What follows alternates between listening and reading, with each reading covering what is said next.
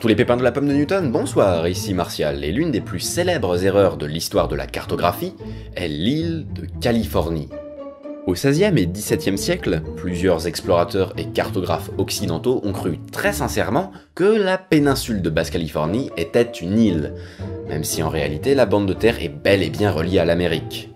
Malgré les rapports des explorateurs plus tardifs, l'erreur a perduré sur les cartes pendant plus de 2 siècles. Personnellement, j'ai toujours été fasciné par ces vieux mapmondes avec leurs problèmes de proportion, leurs erreurs et leurs continents déformés qui sont parfois assez drôles.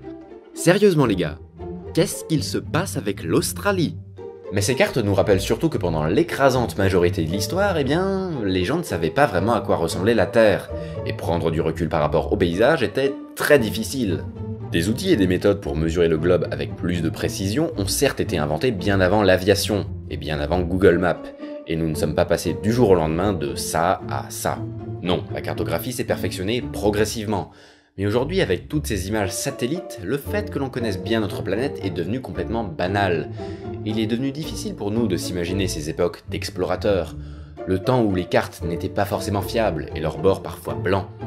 Derrière l'horizon se trouvaient même parfois des terrae incognitae.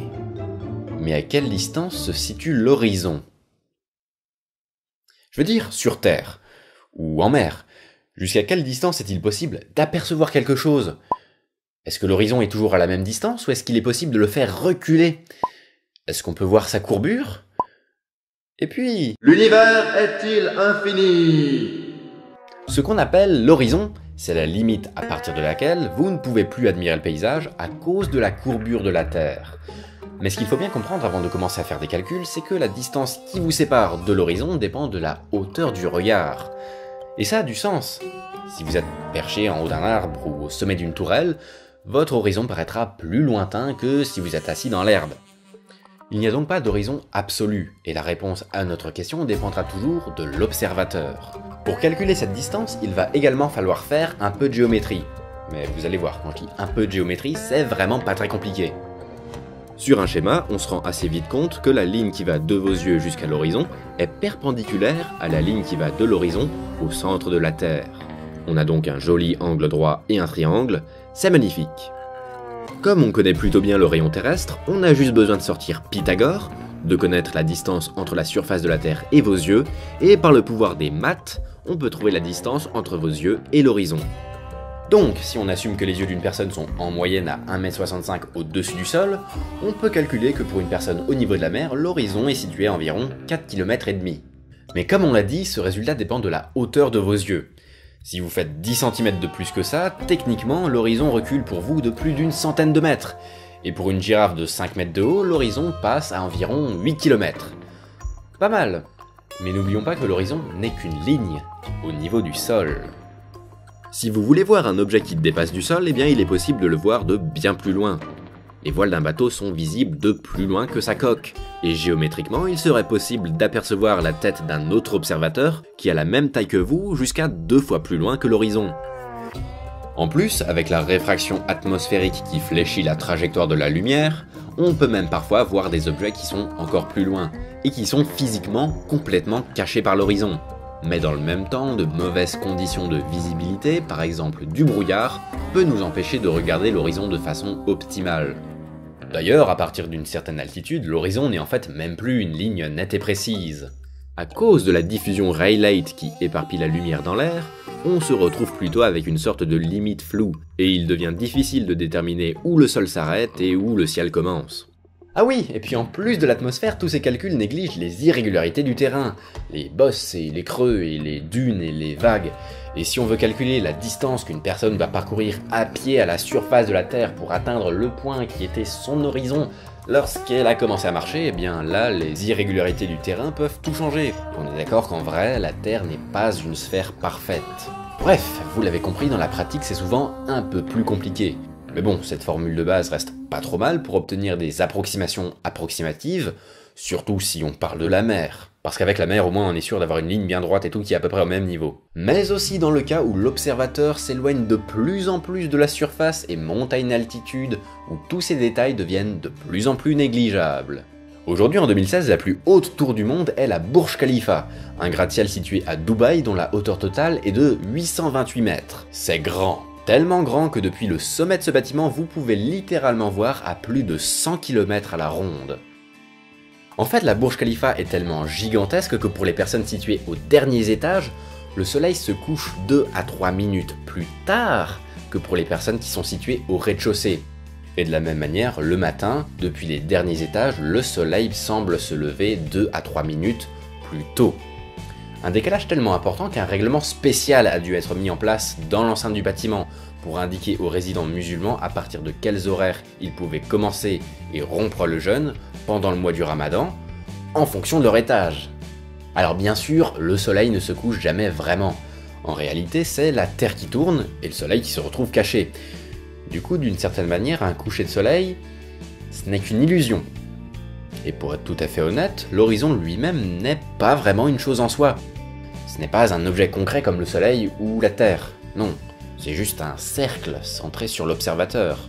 Une limite géométrique, mais pas une limite physique. Et lorsqu'un bateau disparaît à l'horizon, il ne tombe pas du bord de la Terre, parce que la Terre est ronde.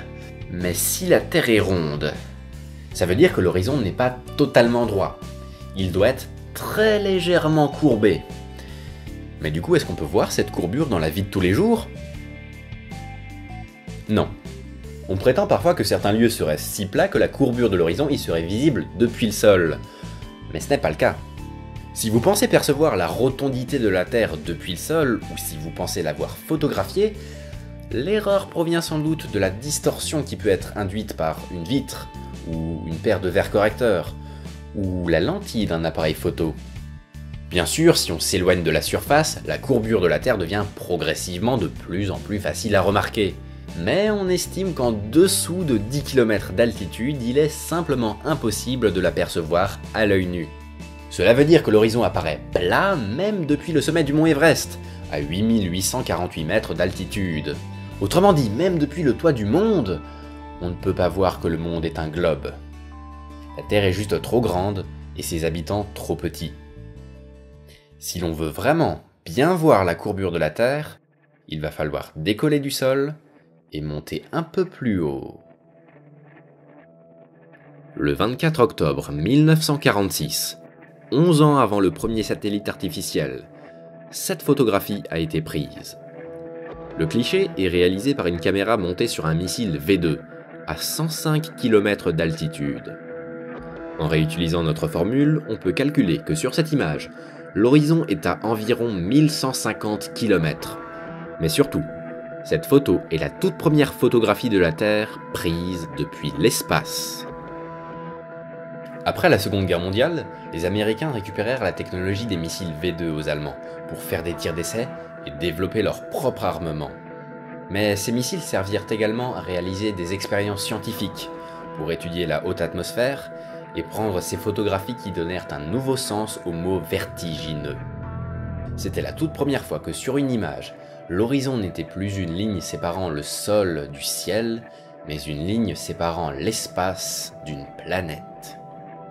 4 ans plus tard, dans la revue National Geographic, Clyde Holliday, l'ingénieur américain qui développa la caméra, spécula sur la possibilité de cartographier des régions difficilement accessibles de cette manière. Peut-être même la Terre entière. Ça vous dit quelque chose, hein?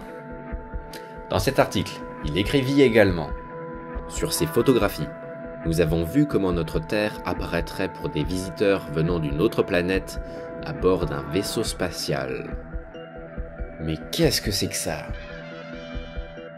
Le pôle maritime d'inaccessibilité, aussi appelé point Nemo, est le point de l'océan le plus éloigné de toutes terres émergées.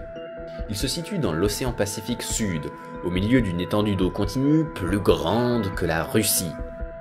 Sérieusement, cette zone est tellement gigantesque qu'on pourrait y caser une seconde Antarctique, sans avoir besoin de faire disparaître le moindre îlot, et il y aurait encore de la place.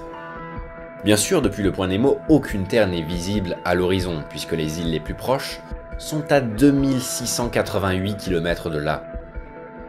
Mais voici une autre perspective sur l'isolement du point Nemo.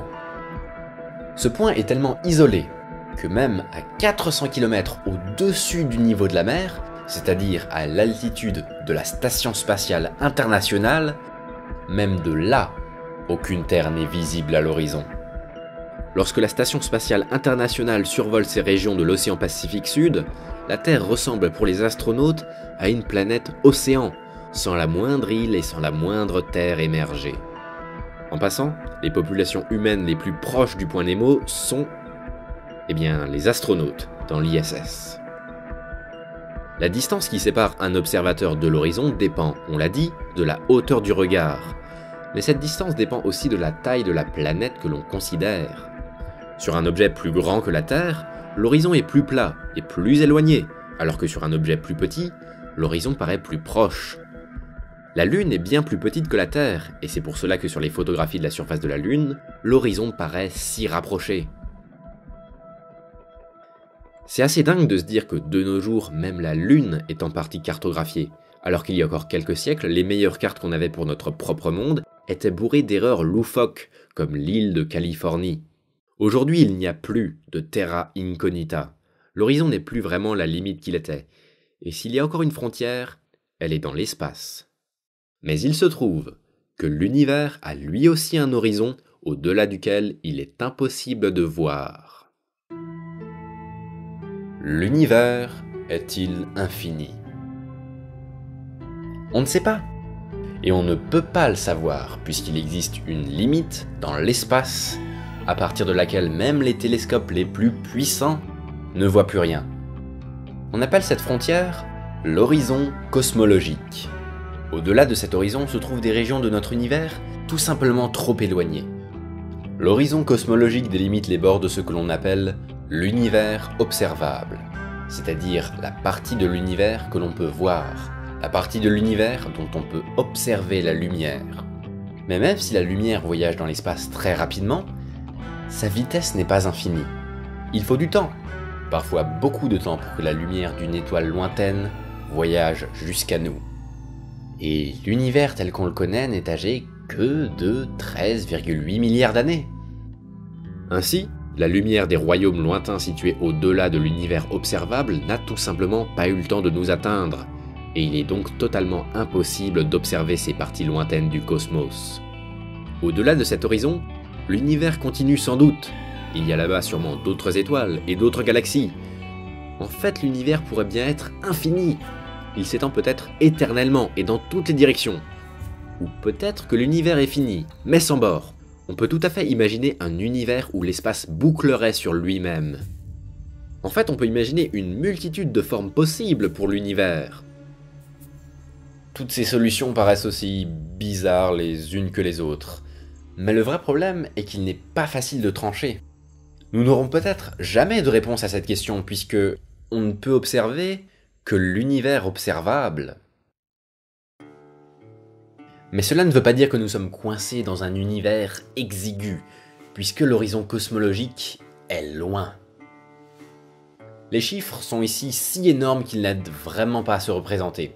Mais l'horizon cosmologique est situé non pas à 13,8 milliards d'années-lumière, mais à cause de l'expansion de l'univers plus loin encore, à 46 milliards d'années-lumière.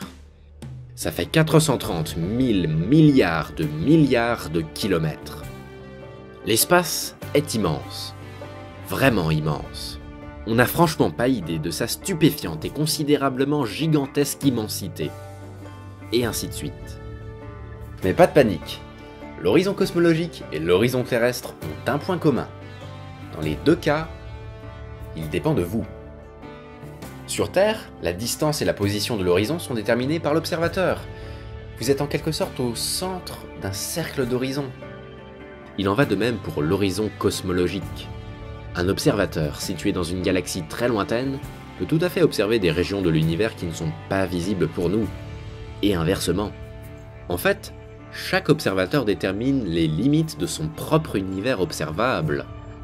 Autrement dit, vous êtes littéralement et scientifiquement au centre de votre univers. Il est peut-être impossible d'atteindre l'horizon cosmologique, et il est peut-être impossible de voir au-delà. Mais c'est justement ça un horizon. Une frontière, impossible à atteindre, mais une frontière qui dépend de vous, et que vous pouvez repousser.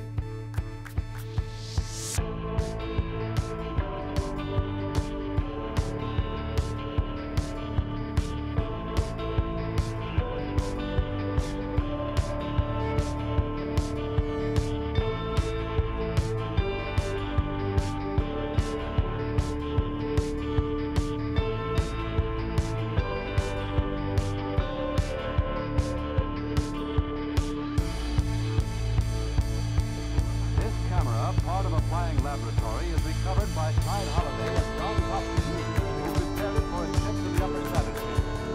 Rivaling the fantastic imagination of Jules Verne, the camera brought back a record of a flight into the heavens of a captured German V-2 rocket. At White Sands, New Mexico, the huge missile takes off.